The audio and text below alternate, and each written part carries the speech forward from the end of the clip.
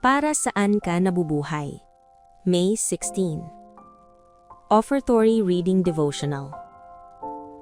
Ipinapakita ng ating mga kalendaryo, plano sa paggastos, at bank statements ang ating mga prioridad.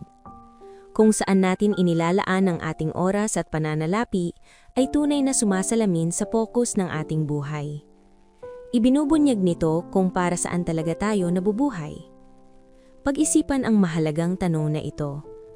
Namatay ba si Jesus para sa kung paano ka nabubuhay?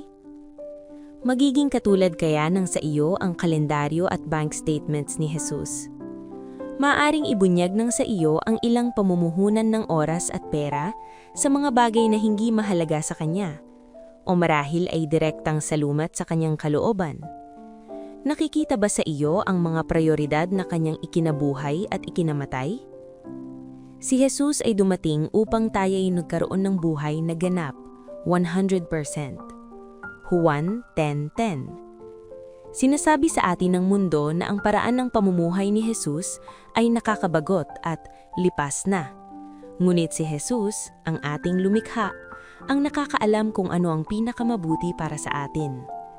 Maraming disipulo sa buong mundo ang maaaring magpatotoo na ang mga paraan ng Diyos ay palaging ang pinakamahusay. At hindi lamang sa pananalapi, kundi pati na rin sa pag-aasawa, kalusugan, relasyon, kapayapaan, kasiyahan at marami pang iba. Kung nag-aalala ka kung lulundag ka ba sa kalooban ng Diyos ng 100%, hinihikayat kitang gawin ito. Sige, lumundag ka. Mamuhay ka ng lubusan para sa Kanya. Sinabi ni Jesus, sino mang nagnanais na iligtas ang kanyang buhay ay mawawalan nito. Ngunit sino mang mawalan ng kanyang buhay dahil sa akin at sa Ebanghelyo ay maililigtas ito. Marcos 8:35. Namatay ba si Jesus para sa kung ano ka nabubuhay? Panawagan. Sa pagbabalik mo ngayon ng ikapu ng Diyos at pagbibigay ng iyong mga handog na pangako, isipin ang iyong kalendaryo at mga gawi sa paggastos. Sinasalamin ba nila ang mga prioridad ng Diyos?